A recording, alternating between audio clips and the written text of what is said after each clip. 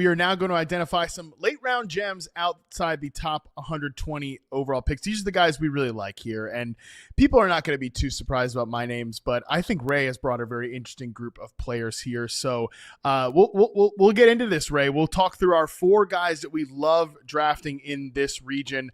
I want you to start us off with your first name here. Already, Matt, when we were talking about the Tampa Bay Buccaneers, if you just wanted to wait on Mike Evans and you don't want Chris Godwin and maybe you take Matthew Golden instead of Emeka Egbuka, Jalen McMillan is still available late. And Jalen McMillan, despite the fact that we all want Emeka Egbuka to be that guy from this rookie class, he's going to be a part of this offense. He was very good down the stretch of the 2024 season, man. And I just don't think that he's going to be removed from the field. I don't think he's going to be removed from the field, Matt.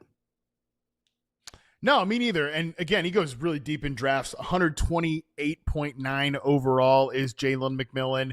And he has a skill set that when he hits, Ray, he's going to hit pretty big, right? Because he's a vertical guy. I really loved the way they flipped him from like a collegiate sort of pop gun slot receiver to be like a guy that rips it downfield as a flanker. So when you throw McMillan out there, he's going to give you a big week.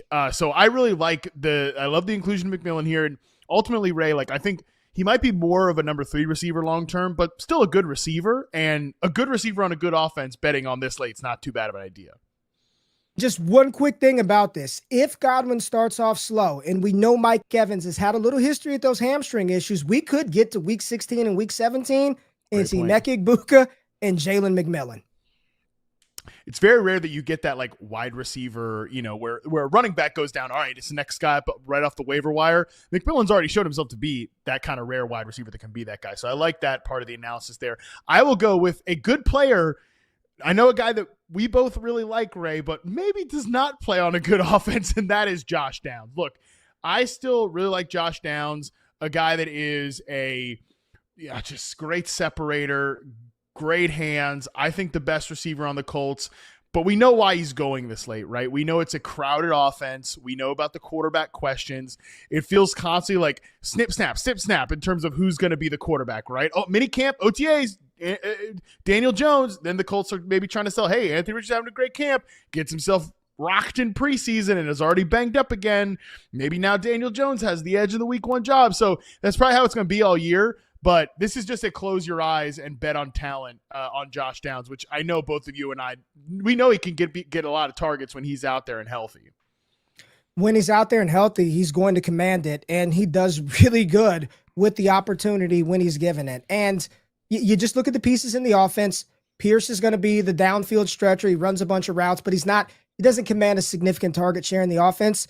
And to a degree, you kind of not in the same Zay Flowers mold, but Michael Pittman is Michael Pittman, right? Like he's consistent. You know what you're going to get out of Michael Pittman. There's just not a lot of upside with Pittman. The upside in this Indianapolis offense, if they can show some semblance of a competent passing game, it's Josh Downs and it's probably rookie tight end Tyler Warren. So I'm in lockstep with you. You kind of know what the other guys are. Josh Downs gives you the upside in this Indianapolis offense. We typically do want upside here in these late rounds. And typically when we think upside, we think youth. We think upside of the unknown. Your next guy does not have a lot of youth, and we certainly know who this player is. Give us your next late round gem, Ray. Come on, man. Y'all know good damn well I'm not coming on the show and we ain't going to talk about an old wide receiver. We got to talk about an old player, man. Keenan Allen just recently signed back to the Los Angeles Chargers. And the one thing, Matt, that we have not really done this entire show is try to bake in injuries and talk about players being hurt. Like there's a long time before the season starts. Lad's dealing with a little something, but I don't think it's really going to impact them once we get to the season. Keenan Allen was brought in for a reason. And when you look at some of his metrics from last season, offense not very good, but Keenan Allen still commanded a decent chunk of that Chicago Bears passing attack. He's competent at what he does, and he's going to be what I call just one of those gnats around Ladd McConkey. And I think it's one of the reasons why I think I moved Ladd down, not because he's getting a significant chunk taken away, but he's just that gnat. So it's just always around. You're swatting, and it won't go away no matter what you do. Keenan Allen was brought in to do some of that. And you know what? He's probably a lot more trusted than Quentin Johnston right now or any of the tight ends. They're down a running back. So he's going to factor into this offense. He's got to be talked about here as one of those later round gems. I mean, I think he could just, even if he's just like a PPR scam, right, where he's getting a lot of those like layup targets, he's going to be useful here. He was actually 18th among wide receivers in team target share last year, which I don't think many people realize, but he was definitely used a lot. Here's the thing that I think I'm excited about for Keenan Allen this year is that last year with the Bears took 52.5% of his snaps from the slot. His air yards were, kind of right around 9, but like that's per target. When you actually watch him play, he was running a lot of like deep routes up the seam. Not going to be doing that with the Chargers because Ladd McConkey is their intermediate guy. They have vertical players and, Quentin Johnston doesn't really catch the ball down the field in contested situations, but he runs deep routes. They got Trey Harris maybe to be a sacrificial X. They've got Keandre Lambert-Smith, who has made some plays this offseason. He's got a good training camp reviews, Hall of Fame game. We know the deal. He can rip it downfield. So they got downfield guys. But Keenan Allen, I think, will be sort of, again, maybe a compiler, but could be a guy that catches, maybe 60-plus balls here as in the late range of the draft.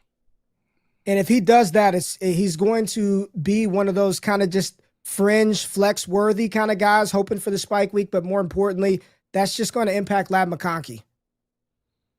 Yeah, 72 overall, or 72 among wide receivers in consensus rankings. That's probably still slow to catch up.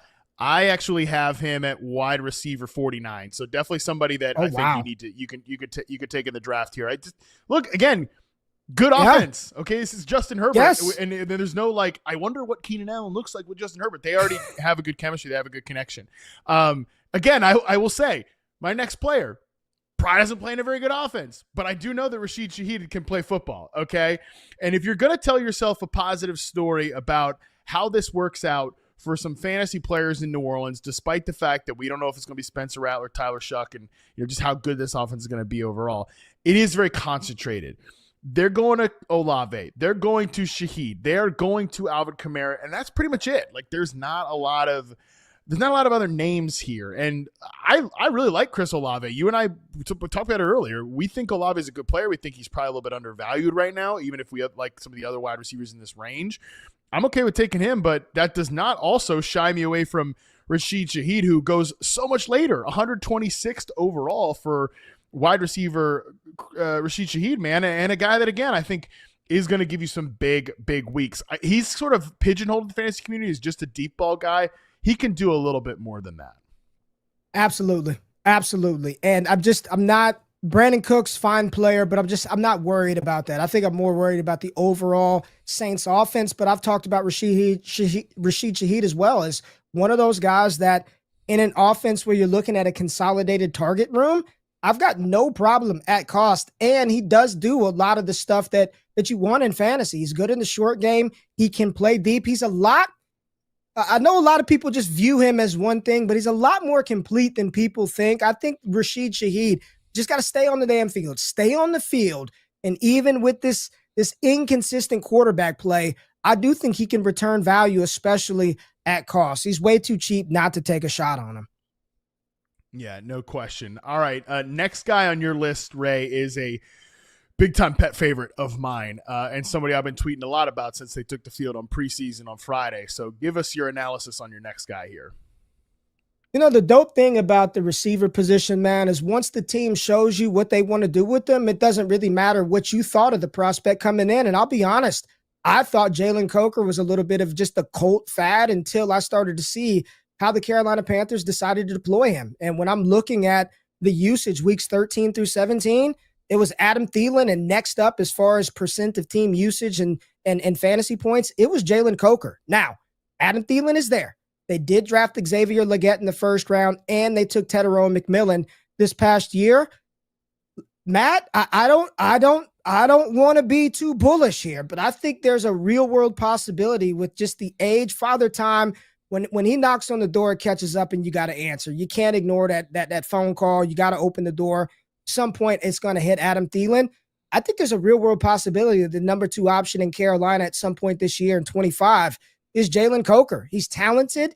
His skill set is very conducive. And then Bryce Young taking a step forward and maturing here in year 3, I was wrong. I think I want to draft some more Jaylen Coker as a speculative dart. And let's not forget, this was a historically bad defense, so they ain't stopping nobody. It's time to throw the ball, and the Carolina Panthers need to see, Matt, is Bryce Young the type of quarterback that we can commit to long term? They are going to air it out this season. I think Jaylen Coker is going to have be a beneficiary of that. Yeah, straight up, Jaylen Coker was better than Xavier Legette as a rookie. Legette I don't think is hopeless. I think there's a right role for him, but Coker's legit, man. It reminds me a lot of like Jacoby Myers, undrafted receiver for the Patriots, undrafted receiver for the Panthers, a guy that can play slot, can play outside too, can beat man coverage. Coker just has he might obviously we haven't seen McMillan yet, but he might have the best hands on the team, because he caught basically everything. He caught contested catches in year 1. I think he's the long-term power slot of this team. The Thielen of it all is interesting, which is why I think for now Coker remains just like number one, he's a great guy to trade for on the cheap in Dynasty. I got him on some benches. Love having him there. The other part of it though, from a redraft standpoint, he's a late best ball pick. He's a waiver wire speed dial because of the Thielen stuff, because I think they kind of cancel each other out. But, I saw Thor Nystrom, who, does great work. He's obviously out there he's out there in Minnesota. He's following that team. Man, the Vikings should trade for Adam Thielen, man. It's been hard to kind of say like which contender could trade for Thielen to get him off this roster, but the Vikings are super light at wide receiver after Jefferson and Addison. They have Ty Felton, who's more of like a creative touch guy they took in the 3rd round. Jalen Naylor is like an okay slot guy, but Addison's going to miss 3 games, man. They don't have a lot of depth there. That would be an interesting spot for Thielen. So again, just pure fan fiction. Yeah, I like that. But it's something to Matt. Something to think about. All right. Well, I'm just glad you like Jaylen Coker because I love this guy. I talk about him all the time. So another guy I like and talk about all the time is Rashod Bateman. Look, Ray, I know I'm curious about like what the Trinity says about him because obviously the usage is very up and down, right? But I think he's a good player, guy that was a good prospect, and I think finally last year got back to playing Rashod Bateman football after that like devastating foot injury, man. One where he really struggled to come back from. Explosive player, 40.6 explosive reception rate last year, but was the most efficient receiver in terms of percentage of catches that went for first down and touchdown among receivers with 40-plus catches. And he barely ever played in the slot. I think Hopkins now could take some outside receiver duties away from him. I think from a talent perspective, to get back to the Zay Flowers thing, it's closer than the fantasy rankings think in terms of Bateman and Flowers. Now, I think Flowers gets more layup looks, things of that nature. I'm not saying anything bad about Flowers. I'm just saying Rashod Bateman, very underrated player. So ultimately, again, does he have path to like weekly fantasy production? I'm not so sure about that, but I know this is a good player and I know this is a good offense, and that's what you want to attack in the late rounds. And that's what you want to attack in the late rounds. And it feels like we talked about Zay Flowers 5 hours ago, right? Like we talked about Zay Flowers 5 hours ago, and then we get down here to Rashod Bateman at the end of the show, and they were 3 points per game difference. Three, not 30, 3. So when you're just talking about at cost, you can give me all of he's not the one, it's this and that. Like he's a good player when they give him opportunity, and we saw that from Shoddy B and splashes and spurts last season with Baltimore. When you got Lamar Jackson who's going to throw the ball, get you 40 doggone touchdowns in a season, yeah, I want pieces of that offense. Rashod Bateman is definitely a late-round flyer worth taking. All right, last name here for you, Ray Garvin, outside the top 120. And I'll preface before I throw it to your last name. You're going to have to convince me that this guy can play real wide receiver. I know he's awesome in the role that they had him in last year, but I've seen everybody running with the preseason usage for him. You're going to need to convince me that Marvin Mims Jr. can actually play real wide receiver and not just be like a really cool gadget guy. Listen, Matt, I'm following the trend here. I mean, we had a couple of at the end of the season, week 13, wide receiver 12, week 17, wide receiver 3.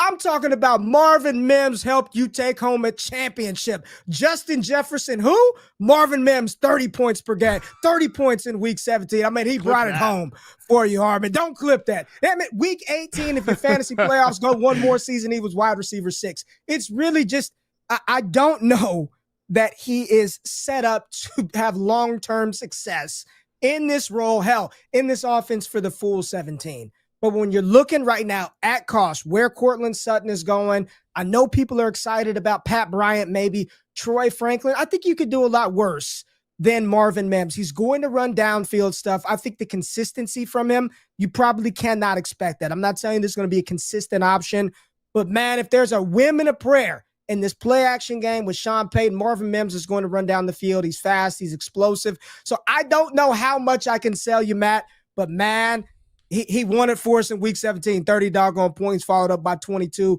And it looks like he's getting an opportunity to try. He's getting an opportunity to try. All I can ask for is opportunity to have an opportunity. Yeah, I really like him as a gadget guy because I actually kind of view him as basically like they took, how do you get a kick returner on offense? Because he was a great kick returner as a rookie. I still think has ways to go as a route runner, but throwing him screens, little routes out of the backfield, and when he's running routes, it's all the way down the field like he's running a damn punt return, So and just scoop under there, track it, and get it, And I think he can do that.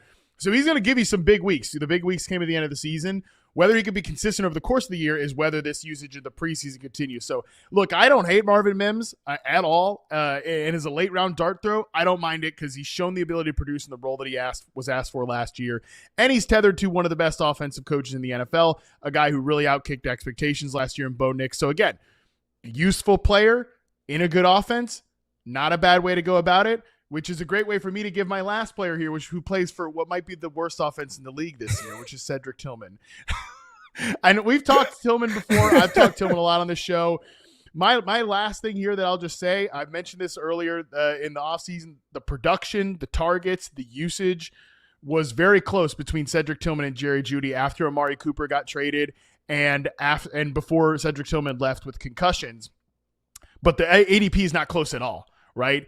Jeudy goes so much earlier. We talked about it in the previous tier. Cedric Tillman doesn't even get drafted in Yahoo leagues right now.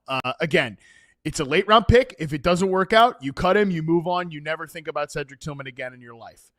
But as the final pick at your wide receiver bench spot, I think he's actually got a shot to be a little bit closer to Jerry Jeudy. So I'm not saying Cedric Tillman is the next superstar wide receiver, but I do think he's a nice late round pick, Ray.